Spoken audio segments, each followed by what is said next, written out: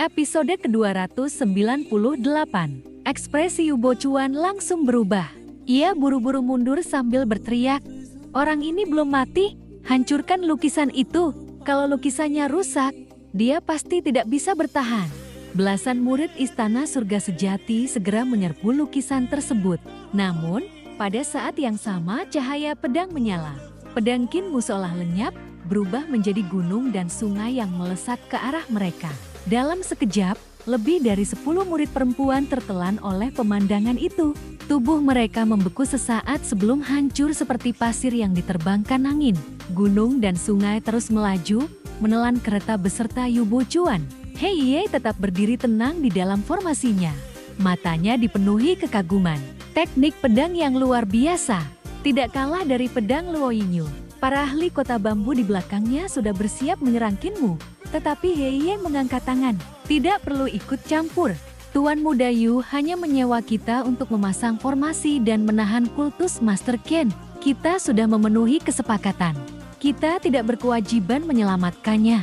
Semua orang hanya bisa menahan diri. Menariknya, serangan pedang menginjak gunung dan sungai sama sekali tidak mengarah kepada mereka.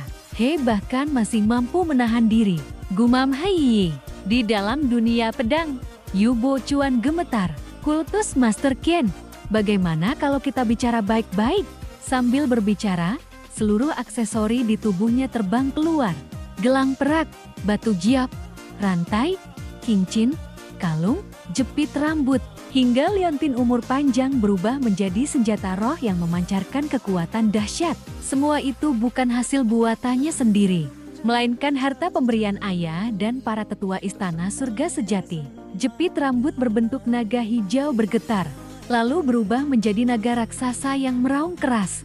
Satu terjangan saja sudah membuka lubang besar di dunia gunung dan sungai. Yu Bochuan memanfaatkan celah itu untuk melompat keluar, namun wajahnya langsung pucat. Hubungannya dengan seluruh senjata roh terputus. Teknik pedang Qinmu telah memotong aliran Qi yang menghubungkannya dengan semua hartanya. Meskipun memiliki banyak senjata roh, tak satu pun bisa lagi ia kendalikan. Teknik pedang macam apa ini?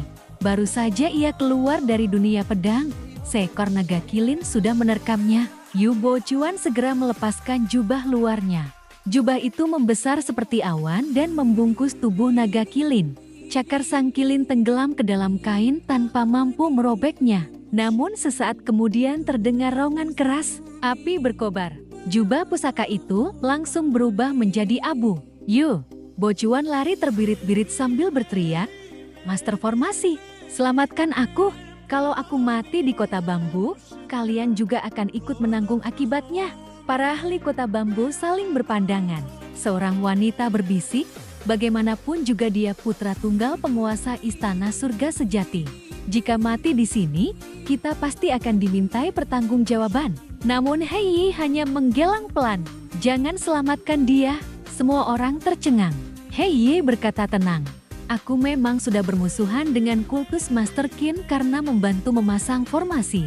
Jika sekarang aku ikut campur, permusuhan kami akan menjadi permanen."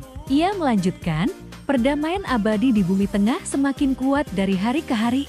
Setelah menaklukkan berbagai negeri, cepat atau lambat sasaran mereka adalah bumi barat. Bila Istana Surga Sejati kalah nanti, kultus suci surgawi akan memasuki bumi barat. Tidak bijaksana jika kita memusuhi Qinmu sekarang." Semua orang terdiam. Lagi pula, lanjut Hei Ye, Yu Bochuan adalah putra penguasa Istana Surga Sejati. Mustahil dia tidak memiliki cara untuk menyelamatkan nyawanya.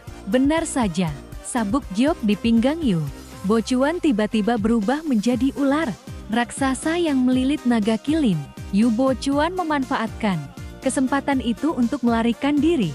Namun, 3 kilatan cahaya pedang melintas. Tubuhnya langsung terpotong menjadi 4 bagian.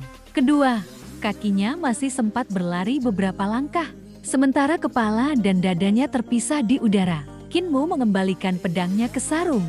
Tetapi tubuh yang terpotong itu berubah menjadi 4 balok kayu. Teknik pengganti.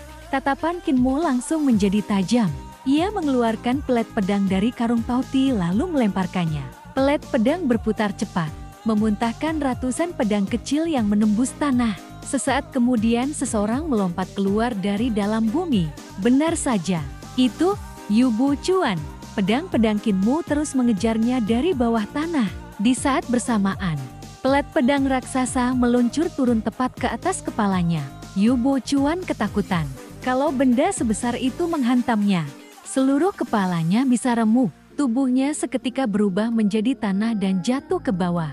Lalu memanfaatkan formasi bumi untuk melesat keluar kota bambu. Ia muncul kembali di antara bebatuan di luar kota. Sambil terus melarikan diri, ia berteriak, "Master Formasi, aku akan membunuhnya di luar kota. Anggap saja aku memberimu jalan keluar." Kinmu melompat menyusul. Pisau pembantai otomatis terbang ke tangannya. Kedua pemuda itu berpapasan di udara, bertukar serangan dengan kecepatan yang hampir tak terlihat. Cahaya merah darah melintas. Kinmu mendarat dengan tenang. Di tangan kirinya tergenggam kepala Yu Bochuan. Pisau besar di tangan kanannya masih meneteskan darah. Sesaat kemudian tubuh tanpa kepala Yu Bochuan jatuh ke tanah dan memantul 2 kali sebelum akhirnya diam. Seluruh kota bambu sunyi. Hei Ye beserta para ahli lainnya memandangi Kinmu dengan ekspresi kaku. Mengangkat pisau. Lalu, kepala musuh sudah berada di tangannya. Teknik pisau jagal memang seangkuh syairnya. Saat itu Kinmu pun memancarkan aura yang sama tegas, liar, dan tanpa belas kasihan. Ia benar-benar telah membunuh putra tunggal, penguasa istana surga sejati. Semua orang merasakan hawa dingin menjalar di punggung mereka. Kinmu hanya membawa seekor naga kilin dan seorang gadis kecil ke bumi barat. Tetapi sepanjang perjalanan ia membunuh siapapun yang menghalangi jalannya. Begitu menemukan celah sekecil apapun, ia akan menghabisi lawannya tanpa memberi kesempatan sedikit pun untuk lolos. Bahkan Yu Bochuan, yang memiliki begitu banyak harta penyelamat nyawa, tetap tak mampu melarikan diri. Hei Ye berjalan keluar kota. Kinmu sudah meletakkan kepala Yu Bochuan di samping jasadnya. Ia menuangkan secangkir arak dan menaruhnya di sisi mayat itu. "Kudengar kau suka mengobrol dengan mayat setelah membunuh mereka," kata Kinmu sambil meneguk arak. "Aku tidak punya kebiasaan seperti itu. Selamat tinggal." Setelah itu ia berdiri dan menghampiri Hei Yi.